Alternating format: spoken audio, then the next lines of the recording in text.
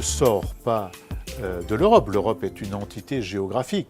On peut sortir des politiques européennes. On peut sortir de la construction européenne telle qu'elle se fait et inventer autre chose. Par exemple, nous proposons, nous, de dépasser ce carcan de l'Union européenne et des traités, des 3 ou 4 traités, l'acte unique, le traité de Maastricht, le traité de Lisbonne et le pacte budgétaire. Nous proposons de sortir de cela et d'élaborer de nouveaux traités pour aller vers autre chose, qui ne soit ni le statu quo actuel et ses dérives, ni la sortie, qui est la construction d'une union des peuples et des nations qui soit solidaire, qui soit associée et qui soit libre. C'est-à-dire qu'un pays qui ne veut pas accepter une régression sociale, qui ne veut pas accepter que ses chemins de fer ou son électricité soient privatisés, il doit avoir la possibilité de le refuser, tout en continuant de discuter avec les autres pays et les autres peuples, mais dès lors que ça va contre ses intérêts et l'intérêt des populations,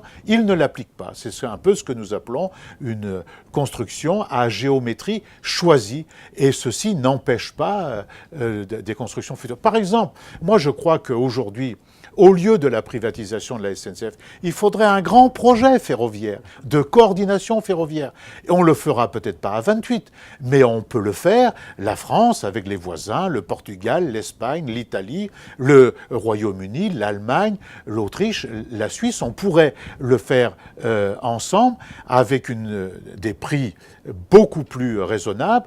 On développe les voyageurs, on développe le trafic fret public parce que c'est écologique, ça permet de créer des emplois, on met en lien l'ensemble de ces réseaux, c'est-à-dire on peut changer de billet où on se trouve, on paye ça par un fonds de développement économique et social, et par une taxation du kérosène des avions qui sont des lignes intra-européennes. Ça, c'est un projet innovant qu'on pourrait porter. Donc, nous, c'est autre chose. On veut sortir du carcan de l'Union européenne telle qu'elle existe pour mettre au centre du jeu les peuples et les nations, évidemment dans des confrontations, dans des élaborations, des co-élaborations communes, mais au service du bien commun.